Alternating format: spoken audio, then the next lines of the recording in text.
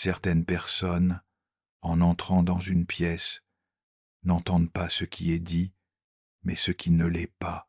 Elles perçoivent l'intonation plus que les mots, les silences entre les phrases plus que les mots eux-mêmes.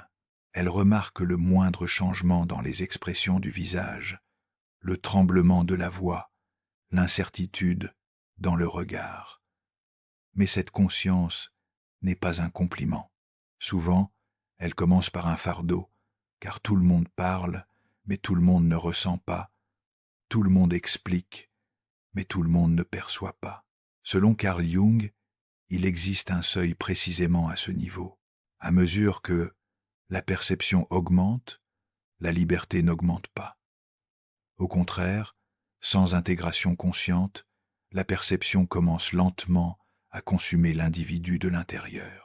C'est pourquoi certaines personnes tentent de comprendre tout le monde toute leur vie, sans jamais pouvoir vivre pleinement leur propre vie. Car chercher à comprendre n'est pas un acte aussi innocent qu'on le croit. La compréhension, lorsque des limites ne sont pas fixées, se transforme en intrusion. Les peurs, la colère refoulée, les traumatismes non résolus d'autrui s'infiltrent dans votre esprit sans que vous vous en aperceviez. Et après un certain temps, vous vous retrouvez face à cette question. Ces sentiments m'appartiennent-ils vraiment ou ne fais-je que les porter? Jung décrit cela comme la pression silencieuse de l'inconscient collectif. Lorsque le désir de se conformer à la société, la peur de l'exclusion et l'effort pour être une bonne personne se conjuguent, une personne peut transformer son monde intérieur en un véritable dépotoir émotionnel pour autrui. De l'extérieur, vous paraissez compréhensif, calme et mature. Mais intérieurement règne une lassitude constante, un poids inexplicable, un épuisement inexplicable. C'est comme si chacun avait laissé quelque chose derrière soi. C'est précisément ce que Jung appelle le danger, car une perception exacerbée, mal maîtrisée, ne vous fait pas grandir. Elle vous ronge. À mesure que les autres se confient à vous, vous perdez une part de vous-même. À force de vouloir comprendre tout le monde, vous devenez incapable d'entendre vos propres besoins. Et le plus insidieux, c'est que cette situation passe longtemps inaperçue, car la société encense la personne compréhensive. Elle encense celui qui sait écouter. Elle encense celui qui garde le silence. Mais personne ne se demande ce qu'ils portent en eux. L'une des observations les plus dures, mais aussi les plus justes, de Jung se dégage ici. Certaines personnes sont malheureuses, non pas par manque de liberté, mais parce qu'elles comprennent trop. Car comprendre, ce n'est pas toujours créer du lien. Parfois, c'est simplement porter le fardeau. Et peut être, pour la première fois de votre vie, avez-vous besoin d'entendre cette phrase. Le jour où vous cessez de chercher à comprendre les autres, c'est votre esprit qui s'allège, non votre cœur. Ce n'est pas une pause, c'est un éveil. Car la liberté ne commence pas par la résolution des problèmes de chacun. Elle commence par la capacité de choisir le fardeau que l'on portera. Et souvent, on ne se souvient plus quand ce fardeau a commencé. Était-ce dans l'enfance, dans la jeunesse, ou la première fois que quelqu'un a dit « Tu me comprends si bien, mais vous le sentez ». Les gens se confient à vous, leurs problèmes, leurs contradictions, leurs indécisions, même si vous ne les résolvez pas, vous les portez. Car intuitivement, vous savez, si vous ne les soutenez pas, ils s'effondreront. À ce stade, la perception cesse d'être une compétence et devient une responsabilité. C'est là qu'intervient ce que Jung appelait l'ombre. Inconsciemment, les gens laissent dans votre conscience les aspects d'eux-mêmes qu'ils ne peuvent affronter. À mesure que vous progressez dans votre compréhension, ils s'allègent. Vous vous sentez plus lourd. Et personne ne s'en aperçoit, car ce processus est silencieux. Il ne crie pas, ne laisse aucune trace. Il est seulement ressenti comme une lassitude diffuse qui s'accumulent en vous. Le plus dangereux est que, peu à peu, ce fardeau commence à vous appartenir. Le malheur des autres devient votre responsabilité. La confusion d'autrui semble un problème que vous devez résoudre, et votre propre voix intérieure s'éteint peu à peu. L'avertissement de Jung est clair. Celui qui remplit constamment sa conscience de l'inconscient des autres finit par oublier qui il est, car chaque tentative de compréhension est un peu plus un renoncement à soi-même. C'est pourquoi cette vidéo n'a pas pour but de blâmer les autres, mais de vous rappeler de vous retrouver.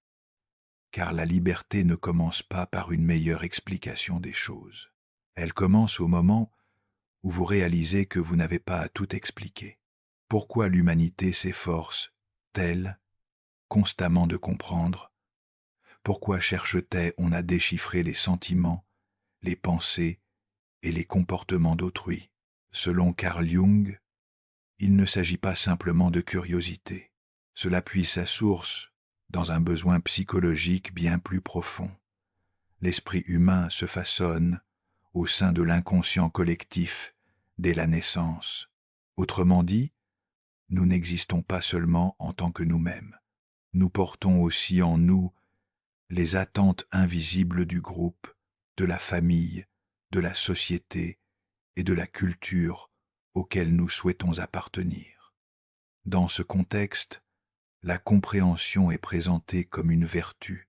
Elle est enseignée comme un moyen de se conformer, d'éviter les conflits et d'être accepté.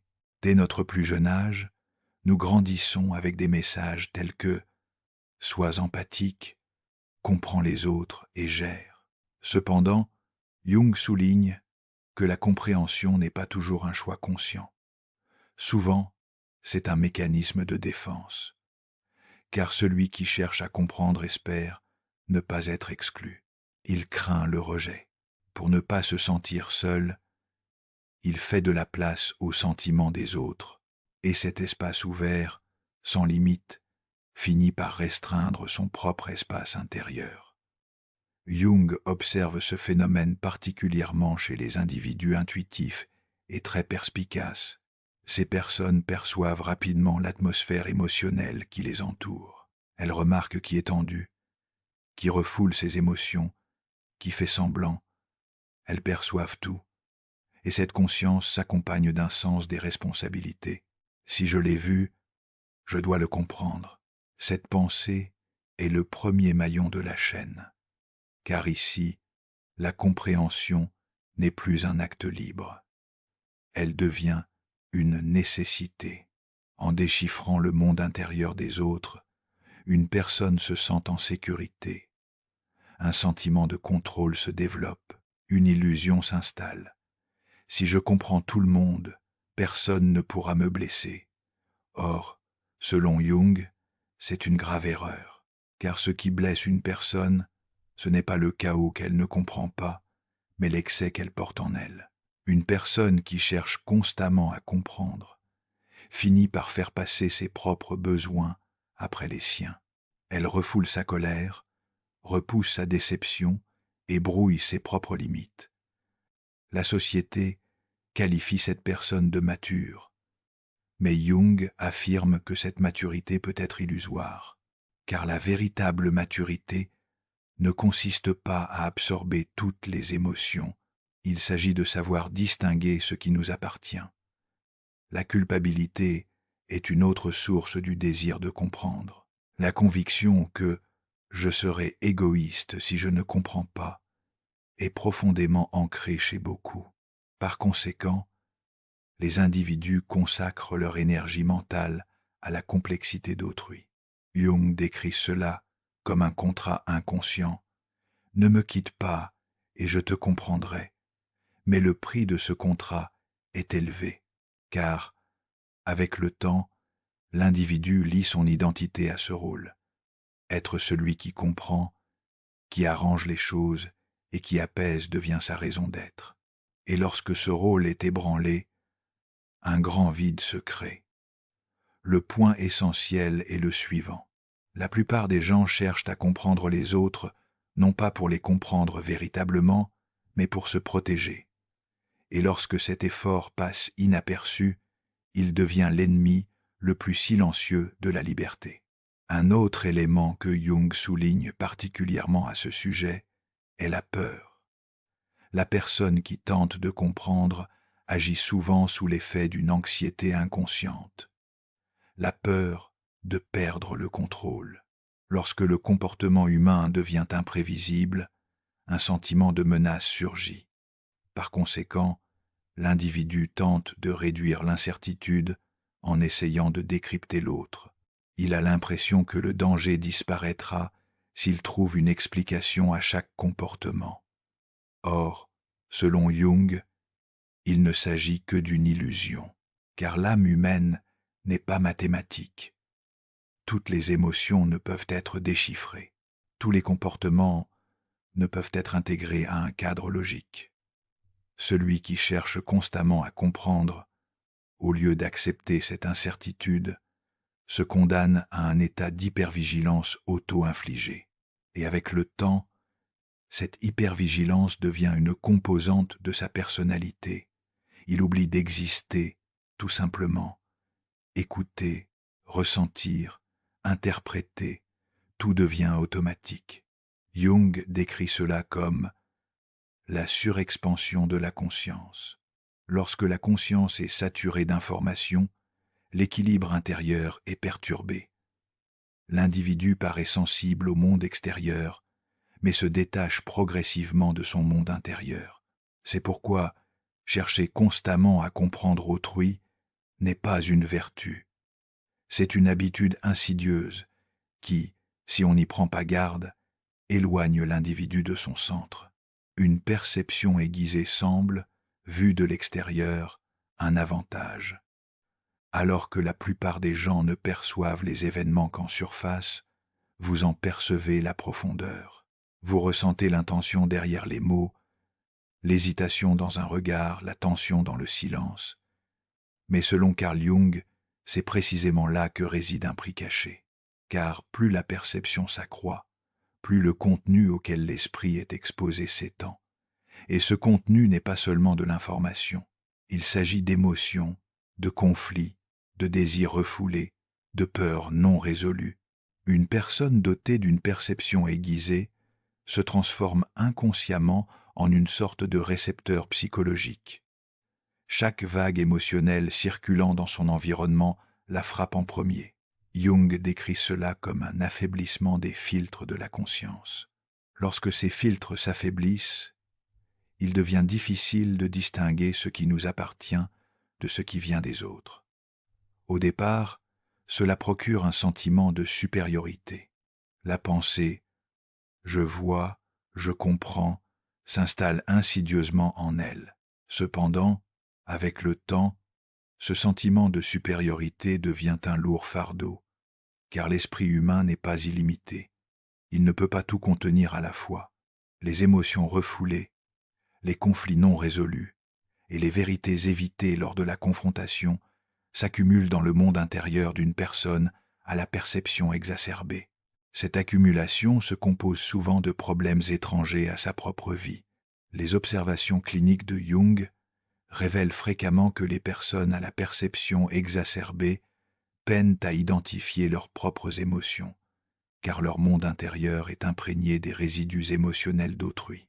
Avec le temps, cela conduit à un épuisement psychologique, une agitation inexplicable et un sentiment de vide inexpliqué.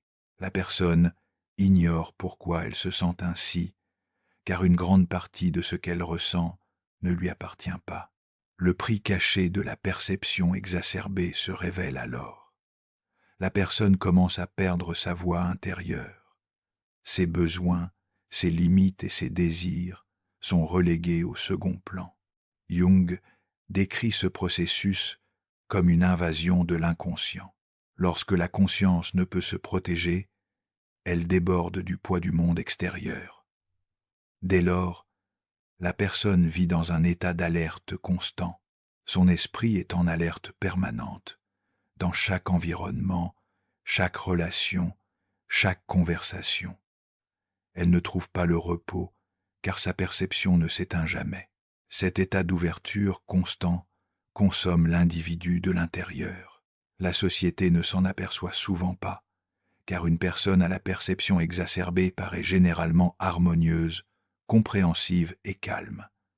Mais selon Jung, ce calme n'est pas un véritable équilibre.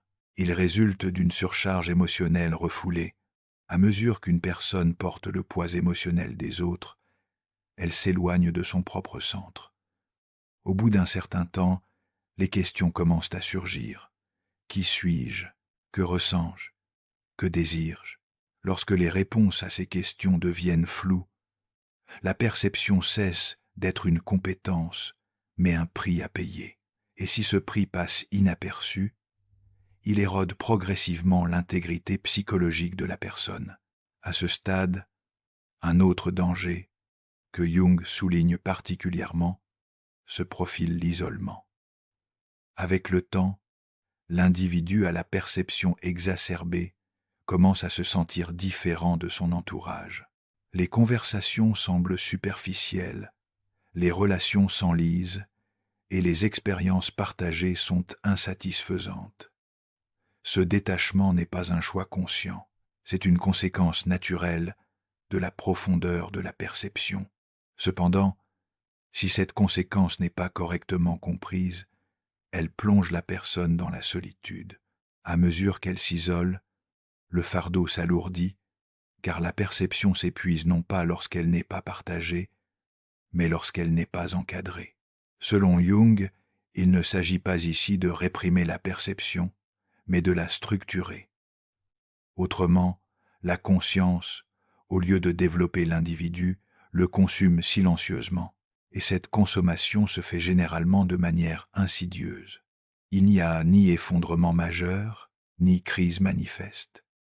Tout se déroule lentement, par petites interruptions du quotidien. La personne réalise qu'elle ne ressent plus la même excitation. La distance s'accroît dans les relations, les émotions s'estompent. Jung explique cela comme un mauvais usage de l'énergie spirituelle. L'énergie ne se dirige pas vers le processus d'individuation de la personne, mais vers les mondes intérieurs non résolus d'autrui. C'est le prix caché de la perception exacerbée. La personne ne réalise pas qu'elle se perd d'elle-même en portant les autres. On n'élimine pas les aspects de soi-même qu'on ne peut affronter. On les ignore tout simplement. C'est précisément ce que Carl Jung appelait l'ombre. Colère refoulée, jalousie inavouée, peur niée, désir inavoué. Rien de tout cela ne disparaît. Tout est simplement refoulé dans l'inconscient. Et l'inconscient a horreur du vide. L'ombre trouve toujours un exutoire. Selon Jung, cet exutoire se fait souvent par l'intermédiaire d'autrui. Inconsciemment, on projette vers l'extérieur les ténèbres que l'on ne peut supporter en soi. Tout ce dont on accuse, critique et dont on accable les autres est en réalité la trace des parts de soi que l'on dissimule. C'est là qu'intervient l'individu très perspicace, car il perçoit ses reflets. Il les reçoit en silence, il leur donne un sens, et souvent, il les porte en lui. Porter son ombre n'est pas un choix conscient, c'est un effet secondaire de la perception. On laisse tout ce que l'on ne veut pas voir en soi à ceux qui écoutent, comprennent et gardent le silence sans jugement. Et lorsque ce processus passe inaperçu, un équilibre dangereux se crée.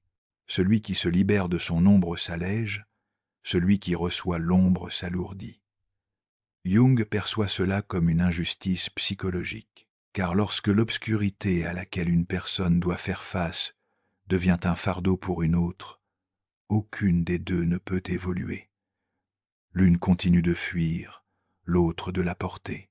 Avec le temps, ce fardeau érode l'identité de la personne, car une ombre n'est pas qu'une émotion, c'est une énergie. Et cette énergie ne peut demeurer là où elle n'a pas sa place. Elle se manifeste dans le monde intérieur de la personne par de l'agitation, une colère inexplicable et une culpabilité sans raison. Jung a souvent observé un schéma dans sa pratique clinique. Le patient ignore la cause de sa fatigue. Il n'y a pas de problème majeur dans sa vie, mais il ressent une lourdeur intérieure. Cette lourdeur est souvent la somme des ombres portées. En portant l'obscurité d'autrui, une personne s'éloigne de sa propre lumière, car la lumière a besoin de limites. Une ombre, en revanche, est sans limite. Si aucune limite n'est fixée, l'ombre se répand partout. L'un des avertissements les plus sévères de Jung se manifeste ici. Celui qui refuse d'affronter sa propre ombre est condamné à subir celle d'autrui. Et ce sont les individus dotés d'une grande perception qui ressentent cette condamnation le plus intensément, car ils voient et intériorisent ce qu'ils voient.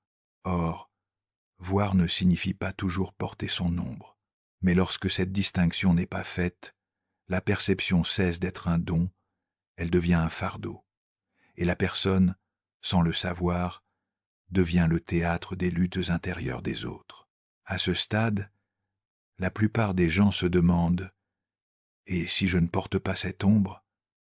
La réponse de Jung est claire. Lorsque vous ne la portez pas, l'autre personne est confrontée à sa propre ombre pour la première fois, et cette rencontre est déstabilisante.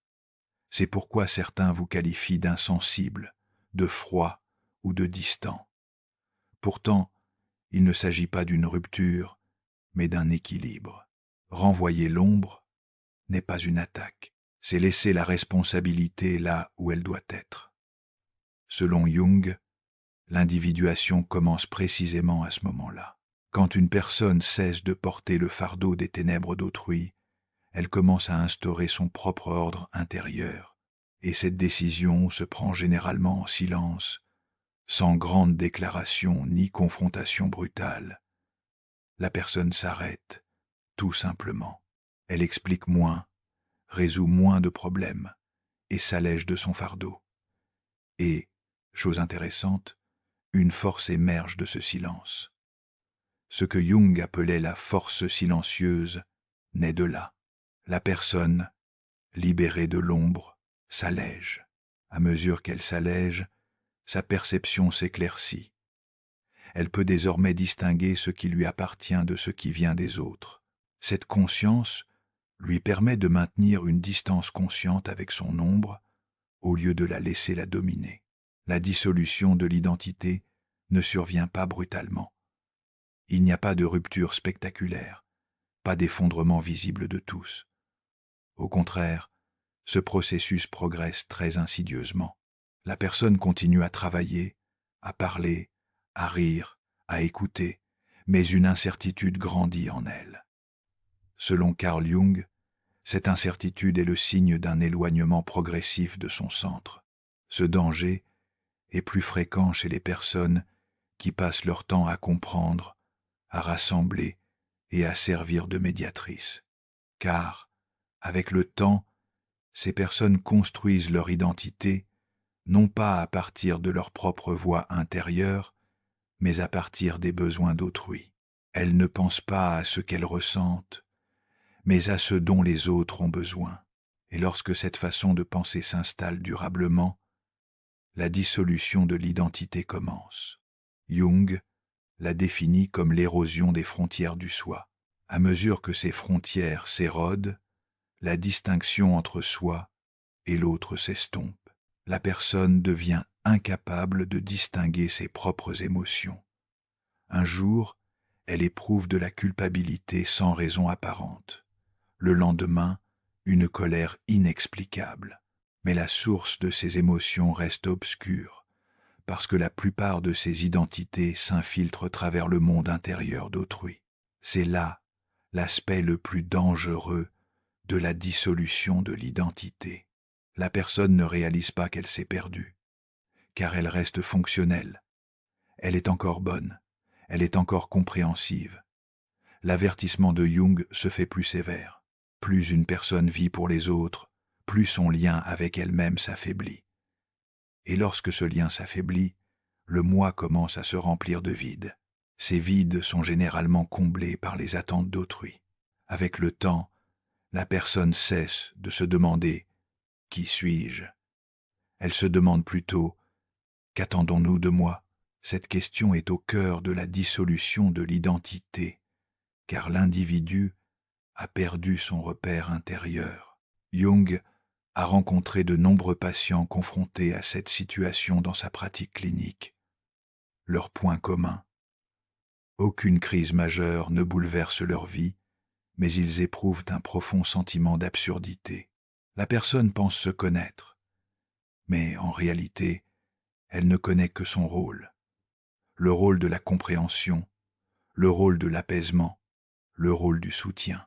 Lorsque ces rôles sont maintenus trop longtemps, le véritable moi se retire. Selon Jung, lorsque le moi se retire, l'inconscient prend le dessus, ce qui accroît les conflits internes. La personne ne comprend plus sa fatigue, ni pourquoi elle ne se sent plus comme avant, car cette fatigue n'est pas physique, mais liée à l'identité. La dissolution de l'identité correspond à la rupture du lien d'une personne avec elle-même. Si cette rupture passe inaperçue, elle perturbe son processus d'intégration. Le chemin que Jung nommait individuation est le mouvement de la personne vers son propre centre. Mais une conscience alourdie par le poids des autres ne peut poursuivre ce chemin. La dissolution de l'identité n'est donc pas qu'un simple état psychologique, c'est un danger existentiel. Lorsqu'une personne reporte la connaissance de soi pour tenter de comprendre les autres, elle empêche silencieusement le prix fort. L'élément le plus trompeur dans ce processus est le retour d'informations de l'entourage.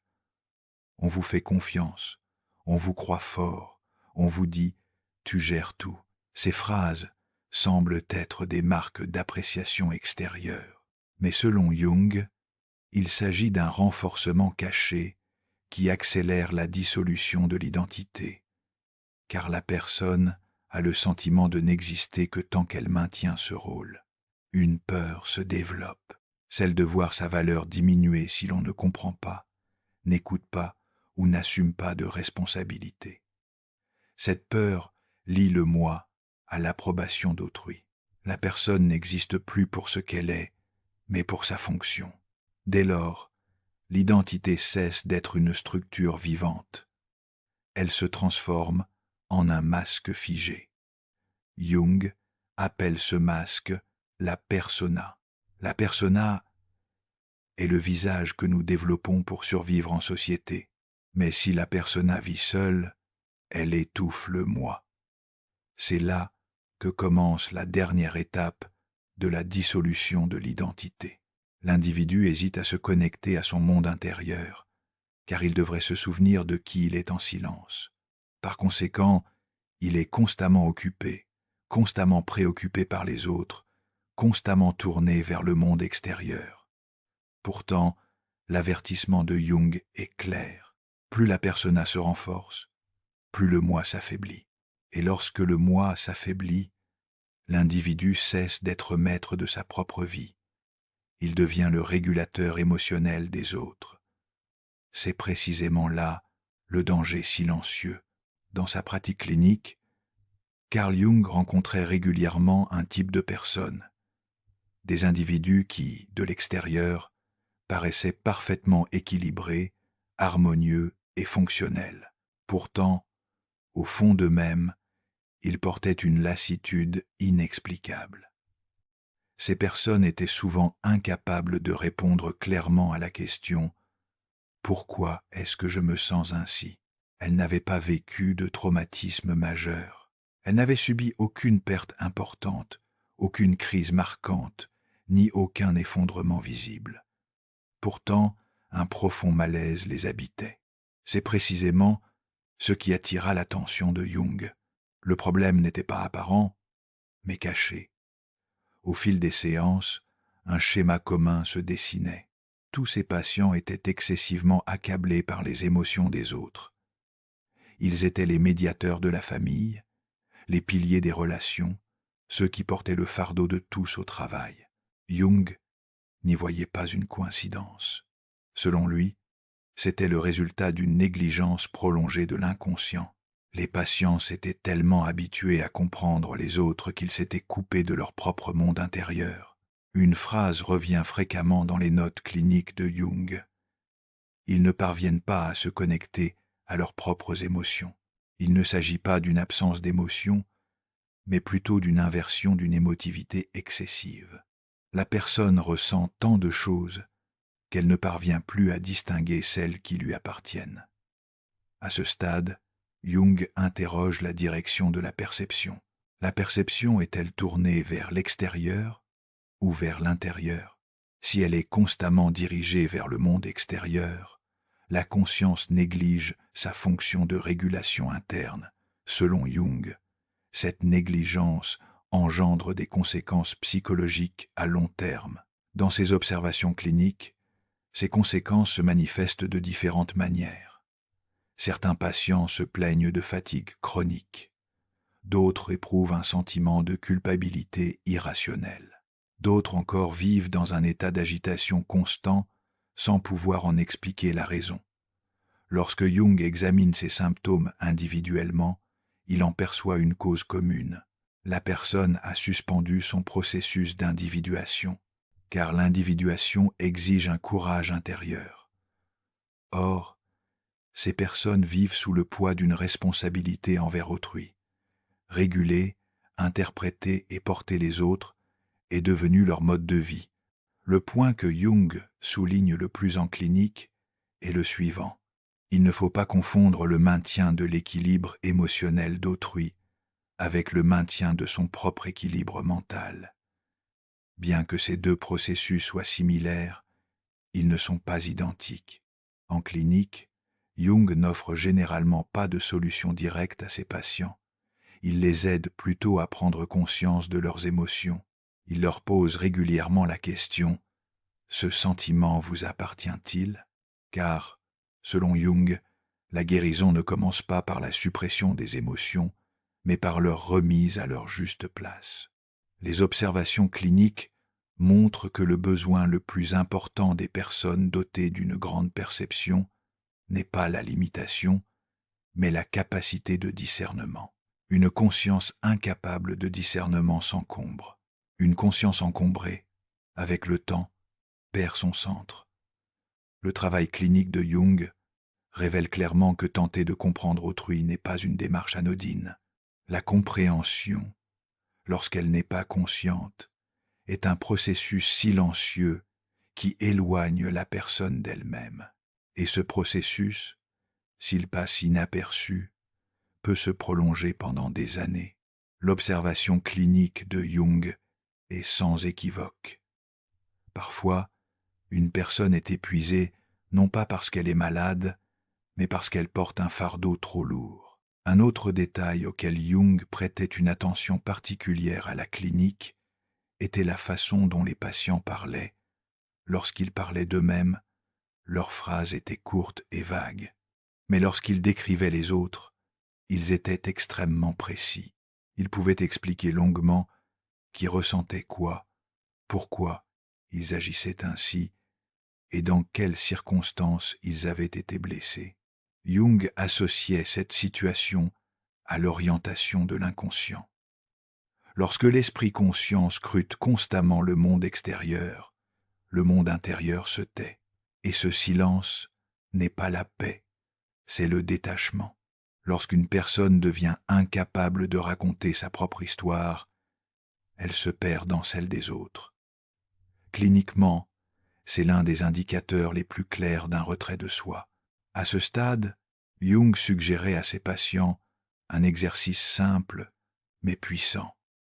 Pendant une semaine, écouter sans chercher à déchiffrer l'autre, sans commenter, sans chercher de raison, sans donner d'explication, simplement être immobile.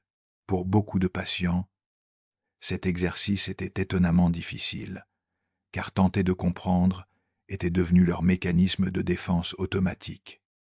L'objectif de Jung était de briser cet automatisme, car ce n'est que lorsque les réactions automatiques cessent que la conscience peut retrouver son centre. Les observations cliniques montrent que cette posture favorise la clarté intérieure au fil du temps. Lorsqu'une personne cesse de porter les émotions des autres, elle recommence à entendre la voix de ses propres émotions. Selon Carl Jung, l'individuation ne consiste pas à s'améliorer, mais à se retrouver soi-même. Et ce cheminement ne commence pas par l'acquisition de connaissances, comme beaucoup le pensent, mais par le lâcher-prise conscient de certaines choses. Parmi celles-ci, la volonté de comprendre autrui est primordiale, car une personne qui cherche constamment à comprendre les autres s'éloigne inconsciemment de son propre centre. Jung insiste particulièrement sur ce point lorsqu'il décrit le processus d'individuation. Plus une personne reste longtemps plongée dans le monde intérieur des autres, plus elle tarde à atteindre le sien. L'individuation exige donc le courage de se détacher, le courage de cesser de vouloir comprendre tout le monde, de chercher une explication à chaque action, d'accepter chaque émotion. Ce lâcher-prise est souvent mal compris. Il est perçu comme de la froideur, voire de l'égoïsme. Or, selon Jung, il s'agit du réflexe d'autoconservation du moi, car l'individuation requiert des limites. Si une personne ne sait pas où s'arrêter, elle ne peut savoir qui elle est. Renoncer à la compréhension ne signifie pas renoncer à l'empathie. Il s'agit de replacer l'empathie dans un contexte conscient. La distinction de Jung est claire. Comprendre et intérioriser ne sont pas synonymes. Pourtant, les personnes très perspicaces confondent souvent les deux. Lorsqu'elles perçoivent les émotions d'autrui, elles pensent devoir les intérioriser. Or, l'individuation intervient précisément à ce stade. Lorsqu'une personne commence à se poser la question « Cela m'appartient-il ?» elle s'est déjà engagée sur le chemin de l'individuation. Cette question paraît simple, mais son impact est profond, car elle déplace la conscience du monde extérieur vers le monde intérieur. Selon Jung, l'étape la plus difficile du processus d'individuation est la confrontation à la culpabilité. Celui qui renonce à comprendre éprouve d'abord un sentiment de culpabilité, comme s'il avait négligé un devoir, comme s'il avait abandonné quelqu'un en cours de route. Mais cette culpabilité n'est pas un véritable problème moral, c'est la dissolution de l'ancienne identité, car la personne a existé pendant des années dans le rôle de la personne compréhensive. Lorsque ce rôle disparaît, le moi se retrouve temporairement dans un vide. Jung perçoit ce vide non comme un danger, mais comme une nécessité, car le vide est l'espace où un nouvel ordre intérieur s'établira.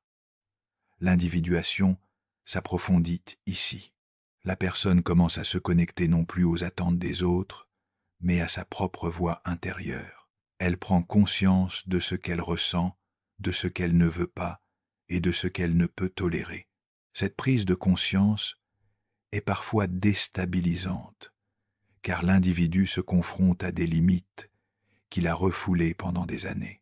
Mais selon Jung, c'est précisément de là que naît le véritable pouvoir. La personne individualisée sait qu'elle n'a pas à s'ouvrir à tous. Elle sait qu'elle n'a pas à décrypter chaque émotion. Elle sait qu'elle n'a pas à endurer chaque relation. Et cette conscience crée une liberté silencieuse. Renoncer à comprendre, ce n'est pas tourner le dos au monde. C'est créer consciemment une distance entre soi et le monde. L'enseignement de Jung sur l'individuation ne conduit pas à la solitude, mais à la plénitude intérieure. Car seule une personne capable de retrouver son centre peut établir une relation saine avec autrui. Et ce centre commence à se révéler dès l'instant où l'on cesse de chercher à comprendre les autres. Ce courage est souvent silencieux. Cela ne se produit pas par de grandes décisions, des ruptures brutales ou des confrontations dramatiques. La personne s'arrête simplement. Elle explique moins qu'avant. Elle pose moins de questions.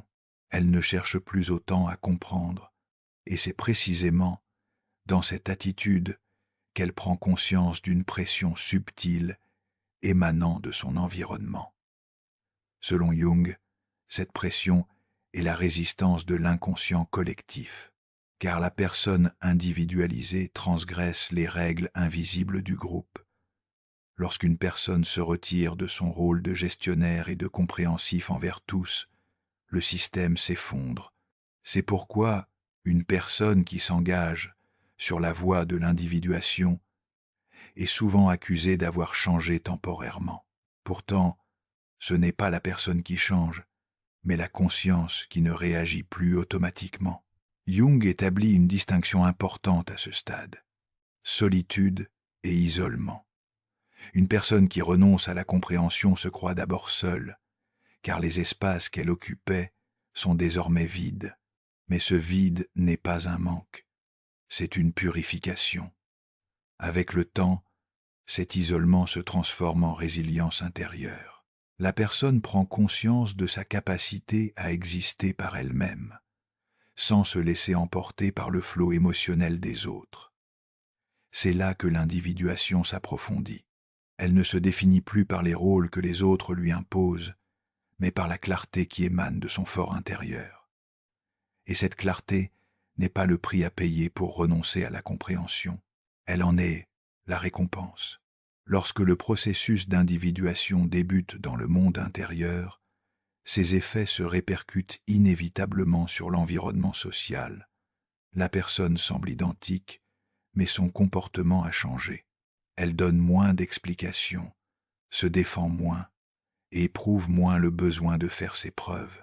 Selon Carl Jung, ce changement est la conséquence naturelle de la prise de distance consciente, car la personne ne perçoit plus chaque interaction comme un problème à résoudre. C'est précisément à ce moment que s'établit le nouvel équilibre social. Les conversations qui vous lassaient auparavant sont désormais plus courtes. Les tensions qui vous pesaient s'estompent. Il ne s'agit pas d'éviter les autres, mais d'ajuster l'intensité des contacts. Jung définit cet équilibre comme une participation consciente. Autrement dit, la personne ne se retire ni ne s'ouvre complètement. Elle sait où fixer les limites. Cette conscience conduit à des résultats surprenants dans les relations sociales. Certains diront que vous avez changé. Ils vous trouveront plus distant, plus froid ou plus indifférent. Pourtant, selon Jung, cette perception découle de la rupture avec leurs habitudes et le nouvel ordre social, parce que vous n'êtes plus le régulateur émotionnel de tous. L'environnement social vous a inconsciemment légué des fardeaux que vous portez depuis des années. Lorsque ces fardeaux disparaissent, un vide se crée. Et ce vide est inconfortable pour la plupart des gens. Le propos de Jung est le suivant: un équilibre sain n'est pas toujours bien vu, car il peut perturber la zone de confort d'autrui. Une personne qui instaure un nouvel équilibre dans ses relations sociales devient plus sélective. Elle n'accepte pas toutes les invitations, ne participe pas à toutes les conversations, ni ne répond à toutes les questions. Cette sélectivité n'est pas de l'arrogance, mais une gestion consciente de son énergie. Selon Jung, l'énergie psychique est limitée, et lorsqu'elle est dépensée au hasard, le processus d'individuation s'affaiblit. Instaurer un équilibre dans l'environnement social signifie préserver cette énergie. On commence à discerner la profondeur des liens avec lesquels on peut se connecter. Les relations superficielles diminuent, tandis que les contacts significatifs prennent de l'importance. Dans ce processus, certaines relations se dissolvent naturellement. Jung perçoit cela non comme une perte, mais comme une élimination évolutive, car la conscience en cours d'individuation ne peut demeurer longtemps dans des relations incompatibles avec elle. Le nouvel équilibre social se manifeste aussi par le silence. Les vides autrefois comblés ne le sont plus. Le silence cesse d'être à éviter. Il devient une limite. Selon Jung, ce silence est le reflet d'un ordre intérieur. L'individu n'est plus constamment joignable. Cette inaccessibilité n'est pas une démonstration de pouvoir. Elle est le fruit d'une découverte de soi. L'environnement social s'adapte à ce nouvel équilibre, ou prend ses distances. Dans les deux cas, l'individu apprend à rester centré. C'est là le véritable équilibre, selon Jung. Ne pas se détacher de soi-même tout en se connectant aux autres. Dans le contexte social, ce nouvel équilibre ne signifie pas s'isoler, mais renoncer à la désintégration. Et ce renoncement est l'une des étapes les plus visibles, mais aussi les plus mal comprises, du chemin vers l'individuation. La différence la plus frappante de ce nouvel équilibre se révèle dans les réactions de la personne. Auparavant, un seul mot pouvait vous faire réfléchir pendant des jours. Mais maintenant, ce même mot ne vous obsède plus. Selon Jung, cela n'est pas dû à une désensibilisation, mais à une perception différenciée. Autrement dit, la conscience n'a plus besoin d'absorber chaque stimulus. Ce qui est important, ce qui est temporaire, ce qui vous appartient, ce qui appartient à autrui. Une personne capable de faire cette distinction paraît plus calme en société, car elle est moins désorganisée intérieurement. Ce calme est parfois mal interprété. On pourrait vous croire indifférent. Or, vous avez simplement réalisé que vous n'avez plus à tout prendre au sérieux. Cette prise de conscience réduit la réactivité émotionnelle dans les relations sociales et la remplace par la clarté. Jung lance un autre avertissement à ce stade. Une fois le nouvel équilibre établi, les vieilles habitudes peuvent refaire surface. Certaines personnes tenteront de vous ramener à votre ancien rôle. On entend souvent « tu n'étais pas comme ça avant ». Ce n'est pas une critique, mais une épreuve d'équilibre. Selon Jung, une personne sur le chemin de l'individuation doit affronter ces épreuves avec calme, ni en se défendant, ni en se repliant sur elle-même, mais simplement en restant immobile. Car le véritable équilibre, c'est de ne pas avoir besoin de se justifier. Dans le contexte social, ce nouvel équilibre se pérennise. L'individu n'agit plus en fonction des attentes d'autrui, mais selon son propre rythme intérieur. Une fois ce rythme établi, le monde social cesse d'être chaotique et se transforme en un espace gérable. Selon Carl Jung, ce qu'il y a de plus épuisant pour une personne, ce n'est pas de nouer des relations, mais de rester dans une relation insécure. Car une relation insécure engendre un état d'alerte mentale constant. On est forcé de réfléchir à ce qu'il faut dire, à la façon dont on sera perçu et aux sentiments de l'autre. Avec le temps, cette réflexion devient automatique et la relation cesse d'être un lien profond pour se transformer en un exercice d'équilibriste. Jung conçoit les relations sécurisantes non comme un idéal romantique, mais comme une nécessité psychologique. Dans une relation sécurisante, on n'a pas à se justifier. C'est un lien qui ne requiert pas d'efforts constants pour être compris, qui n'exige pas de se défendre et qui n'impose pas de rôle. Car si l'on passe son temps à se justifier dans une relation, il y a de la tension et non de la connexion. Les observations cliniques de Jung montrent que les personnes dotées d'une grande perspicacité sont souvent attirées par les relations insécures. La raison est simple. Ces personnes perçoivent rapidement les vides émotionnels de l'autre et ont tendance à combler ce qu'elles perçoivent. L'autre est silencieux, elles prennent la parole. L'autre est en difficulté, elles le réconfortent. Mais selon Jung, cette dynamique ne crée pas un lien sécurisant.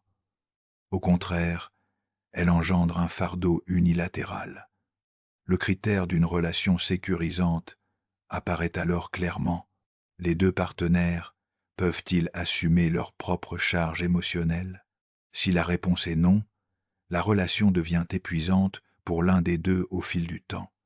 Jung explique que dans une relation sécurisante, les limites sont claires mais non rigides. Une limite n'est pas un mur, c'est un repère. Lorsqu'une personne sait où elle se situe, elle perçoit l'autre avec clarté. Dans les relations insécures, les limites sont floues. On ne sait plus qui est contrarié par quoi, ni qui assume quelle responsabilité. Cette ambiguïté accroît le trouble intérieur chez les personnes à la perception exacerbée. Selon Jung, une relation sécurisante laisse également place au silence. Tous les vides ne sont pas comblés. Toutes les émotions ne sont pas résolues instantanément. Cet espace permet à chacun de rester en contact avec soi-même. Si le silence est immédiatement perçu comme un problème dans une relation, il y a dépendance et non confiance. Jung lance un avertissement important à ce sujet. Il ne faut pas confondre dépendance et intensité. L'intensité est temporaire, la confiance est permanente. Dans une relation sécurisante, on peut se permettre d'être soi-même, sans avoir à filtrer ses émotions. Mais cette ouverture ne signifie pas se charger de la responsabilité de l'autre. Chacun est responsable de ses propres émotions. Selon Jung, si ce sentiment d'appropriation est absent, la relation n'évolue pas. Elle ne fait que persister. L'absence de culpabilité est un autre indicateur d'une relation sécurisante. Si l'on ne se sent ni incomplet, ni égoïste, ni inadéquat en quittant une relation, alors l'équilibre est sain. Autrement, la relation érode notre identité sans même que l'on s'en rende compte. La théorie de l'individuation de Jung associe les relations sécurisantes à la fidélité à soi-même. On ne peut tisser des liens sécurisants que si l'on reste en contact avec soi-même. Mais lorsqu'on s'éloigne de soi-même, même les relations les plus intimes deviennent dangereuses. Ainsi, une relation sécurisante consiste moins à trouver la bonne personne qu'à respecter ses propres limites. Et ces limites apparaissent clairement lorsqu'on cesse de chercher à comprendre l'autre. Selon Jung, le signe le plus discret, mais aussi le plus puissant d'une relation sécurisante est le suivant. Vous n'avez pas besoin de vous effacer au sein de la relation. Vous ne cherchez pas à atténuer vos sentiments, vos pensées ou votre perception. Vous n'avez pas besoin d'émousser votre regard. Au contraire, vous pouvez rester vous-même. Si, dans une relation, vous vous adaptez constamment, si vous baissez le ton, si vous modérez vos pensées, ou si vous devez refouler vos sentiments, alors la pression est à la conformité et non à la confiance. Jung affirme que cette pression, à long terme, divise l'individu de l'intérieur, car lorsqu'une personne n'est pas acceptée telle qu'elle est, elle finit par faire semblant ou par s'effacer peu à peu. Une relation sécurisante est une relation où vous pouvez exister sans être effacé. La liberté est souvent mal comprise. Plus de choix, moins de responsabilités, aucune obligation de rendre des comptes. Selon Carl Jung, rien de tout cela ne constitue la véritable liberté. Ce ne sont que des soulagements superficiels. Jung recherche la liberté non pas dans les conditions extérieures, mais dans l'état de conscience. Tant qu'une personne vit selon les attentes d'autrui, quels que soient ses choix, elle n'est pas libre, car son orientation est tournée vers l'extérieur. C'est pourquoi beaucoup semblent vivre une vie libre, alors qu'intérieurement, ils sont constamment sur le qui-vive. Leurs pensées seront-elles mal comprises? Leurs sentiments causeront-ils des problèmes? Quelqu'un sera-t-il déçu? Ces questions ne sont pas des signes de liberté, mais d'une servitude invisible. Selon Jung, la liberté commence par le lâcher-prise de la responsabilité de gérer les réactions émotionnelles d'autrui. Car dès qu'une personne tente de contrôler les sentiments des autres, elle perd la maîtrise de son propre monde intérieur. C'est la raison fondamentale de la méprise sur la liberté. On croit souvent que la liberté signifie rompre les liens. Cependant, selon Jung, la liberté consiste à transformer la nature de ces liens. Cesser de chercher à comprendre tout le monde ne signifie pas fuir les autres. Il s'agit simplement de se libérer des fardeaux qui ne nous appartiennent pas. Ce lâcher-prise est d'abord déstabilisant, car il engendre un sentiment de culpabilité, des pensées telles que « je ne suis plus aussi impliqué qu'avant » et « je déçois les autres » nous assaillent. Jung soutient que cette culpabilité est la dernière résistance de l'ancienne identité. Cette identité, fondée sur la compréhension, la bienveillance et le soutien, perçoit la liberté comme une menace, car elle s'est construite sur les besoins d'autrui.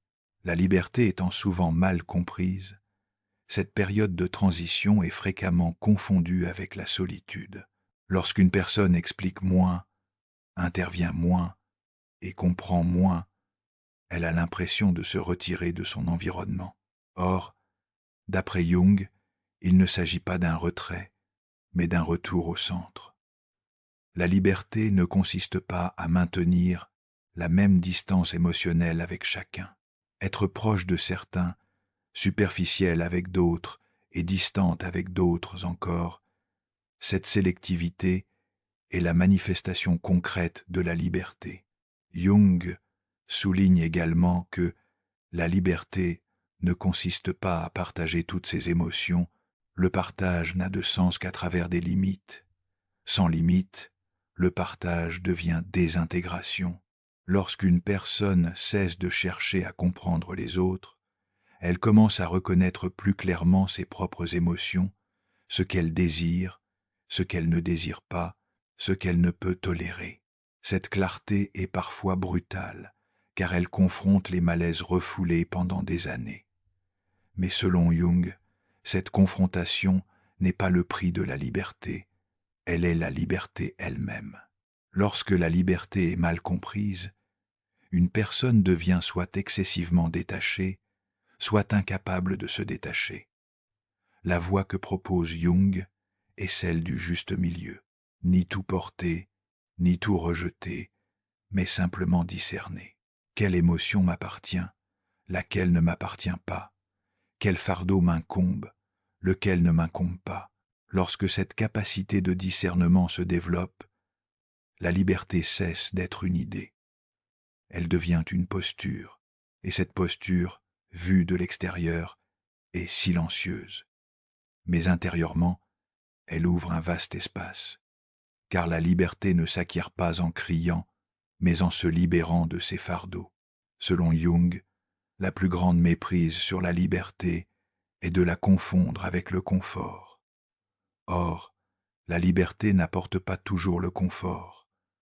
Parfois, elle crée des tensions, car, pour la première fois, une personne doit assumer la responsabilité de ses propres limites. Elle ne peut plus se dérober en disant « ils ne m'ont pas compris », ni reporter son fardeau sur autrui en disant « c'était leur choix ». La liberté supprime aussi les excuses. C'est pourquoi beaucoup de gens, inconsciemment, fuient la liberté. Tenter de comprendre les autres est, en un sens, la forme la plus élégante de cette fuite, car, préoccupé par les sentiments d'autrui, on n'a pas à affronter son propre vide intérieur. Jung décrit cela comme le report de la liberté. On ne peut être libre que si l'on ose se retrouver seul avec soi-même. Et lorsque la liberté commence enfin à se faire sentir, elle arrive tout doucement. Ce n'est pas une explosion d'euphorie, ni un soulagement soudain. C'est plutôt comme si le tumulte de l'esprit s'apaisait. Le besoin constant de se justifier disparaît. L'obligation de tout comprendre s'estompe. Selon Jung, ce calme est le signe d'une conscience bien positionnée. On ne vit plus dans le monde intérieur d'autrui, on se tient en son propre centre. C'est la forme la plus pure de liberté. Elle n'est ni ostentatoire, ni proclamée, ni défendue. Elle est simplement vécue. Et cette vie devient possible dès l'instant où l'on cesse de chercher à comprendre les autres. Le tournant n'est pas spectaculaire. Il n'y a pas d'illumination soudaine, de rupture brutale, ni d'instant unique qui remet tout en ordre comme on pourrait s'y attendre. Selon Carl Jung, La véritable transformation ne commence pas par un tumulte, mais par un subtil changement intérieur. On se réveille un matin et l'on réalise qu'on ne cherche plus à tout comprendre autant qu'avant.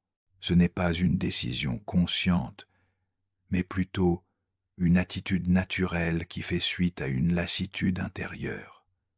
Jung décrit cette attitude comme le retrait de la conscience vers son propre centre, car, à un certain moment, on cesse de vivre dans le monde intérieur des autres.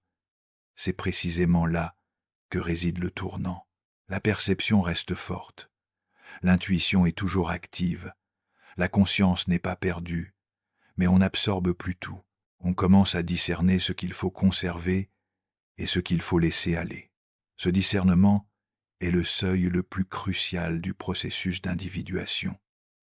Car ici, la perception cesse d'être un fardeau et devient un outil. Pour reprendre les mots de Jung, la conscience ne sert plus, elle devient maîtresse. Au moment charnière, la personne prend conscience pour la première fois que les sentiments d'autrui ne sont pas de sa responsabilité.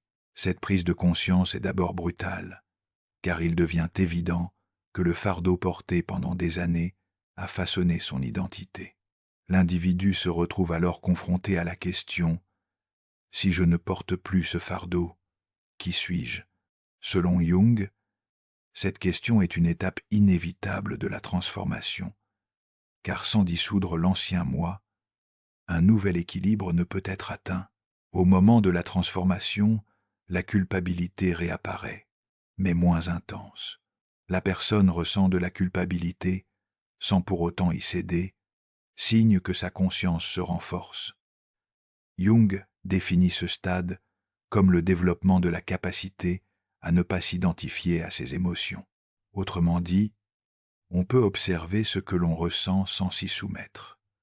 Une fois cette capacité acquise, les relations commencent elles aussi à se transformer.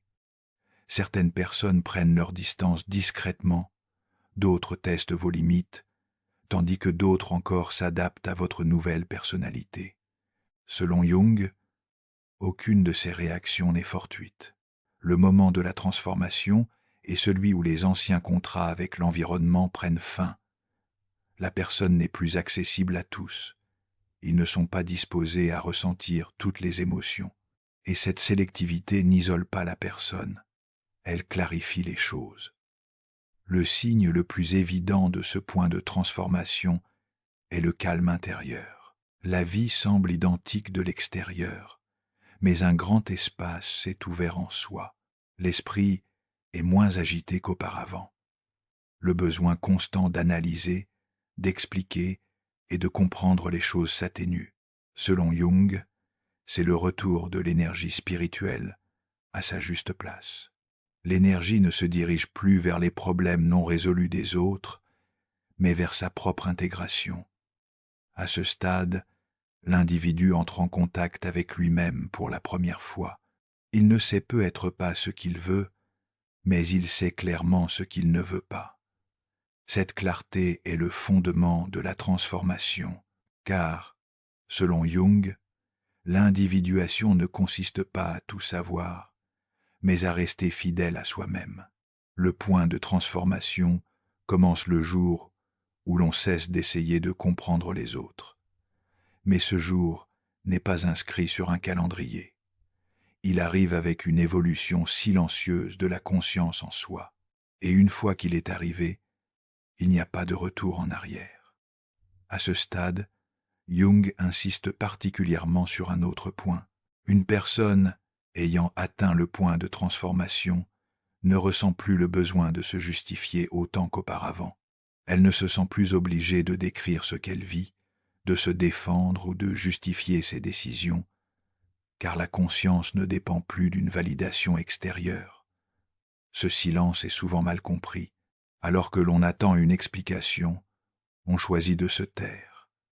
Selon Jung, cette attitude n'est pas de la passivité, c'est la naissance d'une autorité intérieure. L'individu prend désormais sa propre voix intérieure comme référence, et lorsque ce point de référence devient plus fort que les attentes du monde extérieur, la transformation devient permanente. Et la chose la plus importante dont on prend conscience après avoir franchi ce point de transformation est la suivante.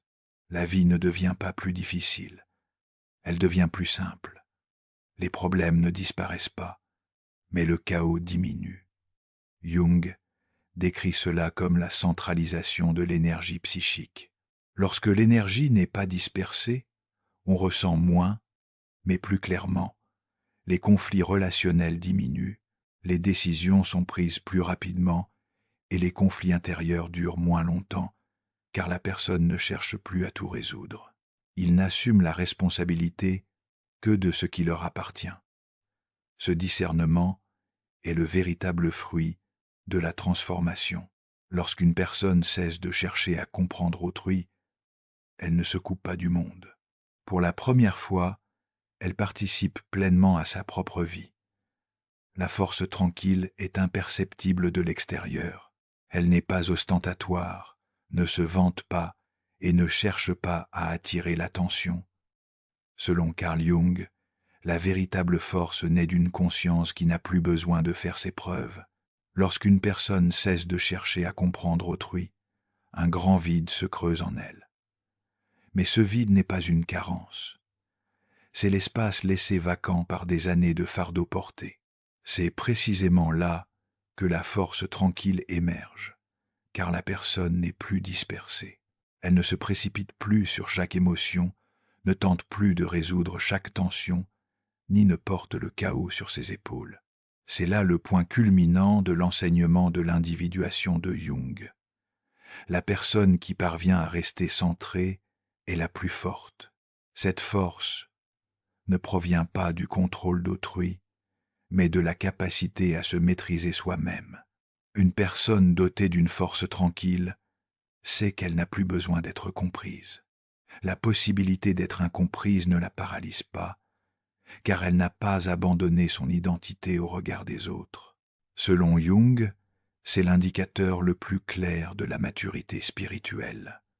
Une personne mature ne se précipite pas pour se justifier, car elle est en paix avec elle-même. La force tranquille s'accompagne de limites, mais ces limites ne sont pas rigides. Elles sont naturelles. La personne sait désormais intuitivement ce qu'il faut accepter et ce qu'il faut refuser. Cette intuition est le retour à l'intérieur d'une perception longtemps orientée vers le monde extérieur. Jung décrit cela comme le retour de la conscience à son essence. La conscience qui retrouve son essence trouve la paix, mais cette paix n'est pas une stagnation. Au contraire, elle est extrêmement vivante, car l'énergie est désormais concentrée au bon endroit. La force tranquille transforme également les relations. On n'est plus aussi proche de tout le monde. La distance augmente avec certains, tandis que le lien s'approfondit avec d'autres. Cette distinction n'est pas douloureuse, mais explicative. Selon Jung, les relations deviennent claires à ce stade, qui établit un véritable contact, et qui ne fait que laisser un fardeau. La force tranquille ne dramatise pas cette distinction. Elle voit, tout simplement, et elle agit en fonction de ce qu'elle voit. Elle ne cherche plus à sauver qui que ce soit. Elle ne porte l'ombre de personne, car elle a appris que protéger sa propre lumière est plus précieux que d'absorber les ténèbres d'autrui. C'est là l'aspect le plus frappant de la puissance silencieuse. L'individu ne se durcit pas face au monde. Il s'adoucit, mais devient plus fort. Selon Jung, cette force réside dans l'intégration du soi. Un soi non fragmenté, non dispersé, non divisé par les attentes d'autrui. Ce soi n'a pas besoin de se défendre, car il ne se sent pas menacé. La puissance silencieuse est la forme ultime de la liberté. Elle ne crie pas, ne proclame pas, ne s'exhibe pas, mais elle se ressent dans chaque action. Lorsqu'une personne cesse de chercher à comprendre autrui, elle ne perd pas son empathie. Elle la replace à sa juste place. Elle choisit de comprendre, mais refuse de porter le fardeau. Elle écoute, mais ne s'encombre pas. Elle voit, mais ne l'intériorise pas. Le message de Jung est ici complet. Le pouvoir ne réside pas dans la quantité, mais dans le lâcher-prise. Et ce lâcher-prise n'est pas une faiblesse, c'est la force la plus profonde. Si cette force silencieuse vous semble familière, ce n'est pas un hasard, car cette force réside en chacun de nous, mais seuls ceux qui l'invoquent peuvent y accéder. Pour celui qui a atteint cette force silencieuse, la vie n'est plus un champ de bataille. Il y a des difficultés, certes, mais plus de combats. Selon Jung, c'est le signe que le conflit intérieur est en grande partie apaisé. La personne ressent encore, est encore affectée, mais cette affectation cesse d'être une force qui la gouverne. Les émotions vont et viennent, les pensées fluctuent, mais le centre demeure immuable. Ce centre est le véritable aboutissement de l'individuation. La personne n'a plus besoin de se reconstruire constamment, car elle ne se désintègre pas. La force silencieuse se nourrit précisément de cet état de non-désintégration, et la vérité la plus profonde atteinte à ce stade est la suivante. Lorsque vous cessez de chercher à comprendre les autres, vous ne vous éloignez pas d'eux, vous vous rapprochez de vous-même. Tout l'enseignement de Jung est résumé ici en une seule phrase. Celui qui se rapproche d'elle-même se rapproche aussi des autres avec plus d'authenticité, sans prétention, sans jouer les sauveurs, sans peser sur autrui. C'est ainsi que se réalise la force silencieuse. Elle ne se poursuit pas comme un but, ni ne se porte comme un titre. Elle est ce qui demeure lorsqu'on se libère du superflu. Et ce qui demeure est toujours ce qu'il y a de plus authentique. Ceci conclut notre vidéo. Pour plus de contenu, abonnez-vous à notre chaîne. Merci.